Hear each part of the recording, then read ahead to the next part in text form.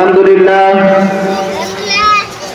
ধন্যবাদ হাফেজ মাওলানা আবু সুফিয়ান সাহেবকে ওনার মূল্যবান নসিহত পেশ করার জন্য। সম্মানিত এলাকাবাসী, আপনারা যারা এখনো এদিক সেদিক ঘোরাফেরা করতেছেন, আর বিলম্ব না করে অতি তাড়াতাড়ি আমাদের সানিয়ানায় এসে উপস্থিত হন। সম্মানিত উপস্থিতি, এই পর্যায়ে আপনাদের সম্মুখে কোরআন ও হাদিস থেকে গুরুত্বপূর্ণ নসিহত পেশ করবেন ধামরা পশ্চিম পাড়া দারুস সালাম জামে মসজিদের সুনামধন্য খতিব হযরত মাওলানা কারি রিয়াজউদ্দিন সাহেব। হযরত মাওলানা কারি রিয়াজউদ্দিন সাহেব, আমি হযরতের মূল্যবান নসিহত পেশ করার জন্য ইন্তেজামিয়া কমিটির পক্ষ থেকে সবিনয় অনুরোধ জানাচ্ছি। আসসালামু আলাইকুম ওয়া রাহমাতুল্লাহি ওয়া বারাকাতুহু।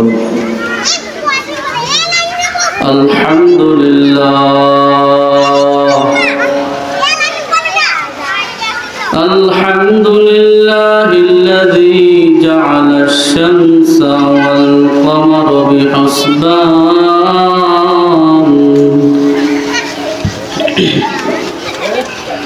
والنجم والشجر يسجدان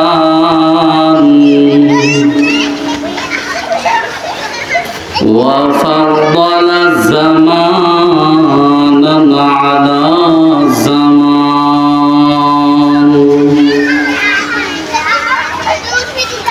كما فضل مكانا على مكان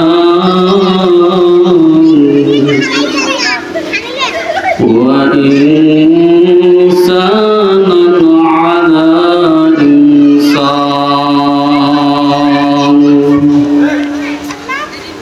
ونشهد أن لا إله إلا الله وأشهد أن محمدا عبده ورسوله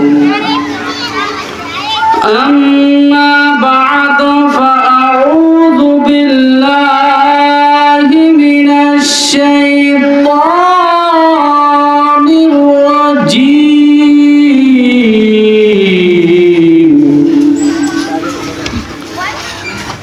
بسم الله الرحمن الرحيم قل هل يستوي الذين يعلمون والذين لا يعلمون صدق الله العلي العظيم وقال عليه الصلاة والسلام من تعلم علما مما يبتغى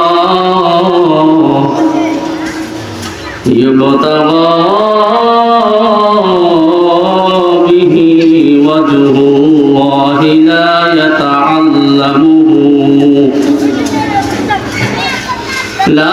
يتعلمه إلا ليصيب به عرضا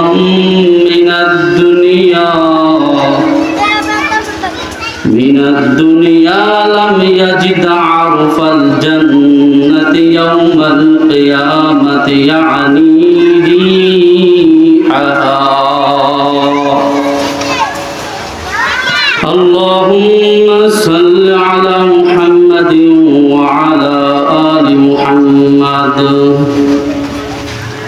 كما صليت على إبراهيم وعلى آل إبراهيم إنك حميد مجيد.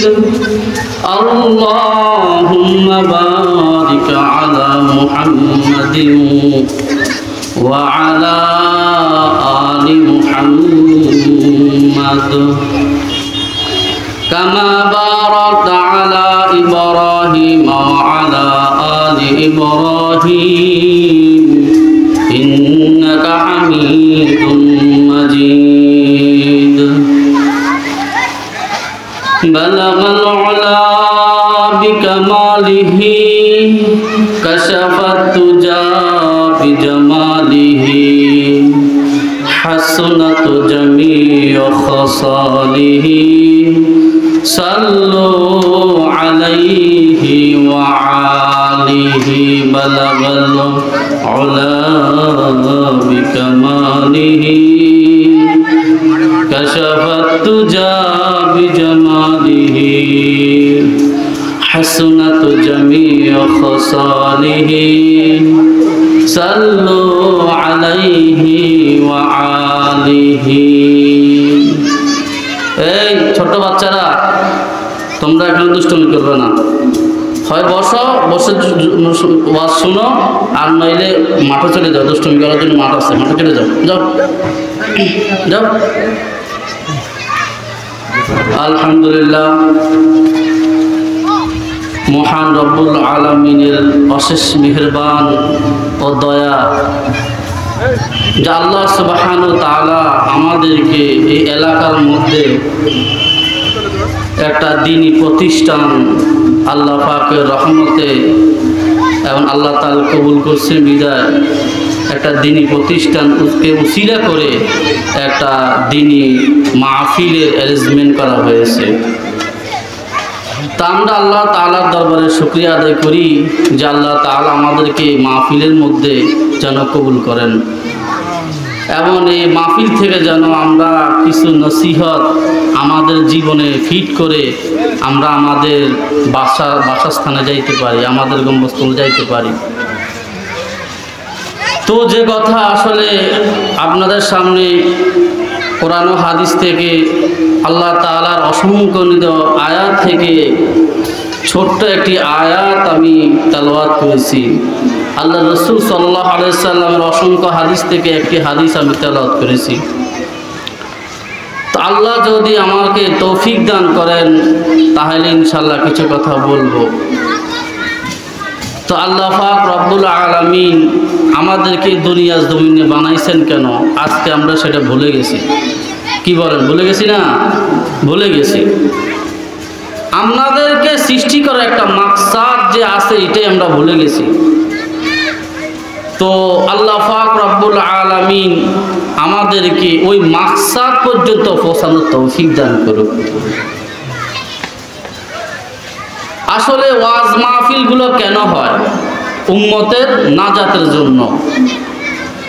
এত ওয়াজ মাহফিল সারা বছর ভরে, এত ওয়াজ মাহফিল, এত ওয়াজ মাহফিল। শীতের সিজন আসলে তো প্রত্যেকটা গ্রামে, প্রত্যেকটা অঞ্চলে, প্রত্যেকটা জেলায়, প্রত্যেকটা থানায় অগণিত মাহফিল হয়। কি হয় না? অগণিত মাহফিল হয়। তারপরেও মানুষের কেন পরিবর্তন নাই? আমি রিসার্চ করে দেখলাম, গবেষণা করে দেখলাম, চিন্তা করে দেখলাম যে দুইটা জিনিসের কারণে এত ওয়াজ নসিহত করার পরেও মানুষের কোনো উন্নতি নেই, কোনো উন্নতি নাই, আর হবেও না মনে আশা করি। আল্লাহ পাক রব্বুল আলামিন আমাদেরকে মাফ করে দেখ। যেমন মাহফিল দেওয়া হয় উম্মতের আখিরাত গোছানোর জন্য। উম্মত জান্নাত জাহান্নামের কথা আলোচনা শুনবে, আল্লাহ তাআলার পবিত্রতার কথা শুনবে, আল্লাহ তাআলার জাহান্নাম জান্নাত জাহান্নামের আলোচনা শুনে মুহাম্মদ কি পাবেন? হেদায়েত পাবেন, দ্বীনের পথে আসবেন। ওলামায়ে কেরামরা দুই চারটা কথা বলবেন, আমরা শুনবো না। এখানে দুইটা জিনিস আমাদের মাথার মধ্যে কাজ করে। ওয়াজের মধ্যে কয়েক শ্রেণীর মানুষ আসে। কয়েক শ্রেণীর কি আসে? মানুষ আসে। যেমন এক শ্রেণীর মানুষ আসে, আরে বক্তা জানি কেমন, সুরটুর কি ভালা আপনি টান টুন ঠিক মতো দেয়নি, যদি ভালো লাগে তাইলে আস্তে আস্তে বাস বেরিয়ে হালাই দিই, সুন্দর মতো উড়ি উড়ি জানো।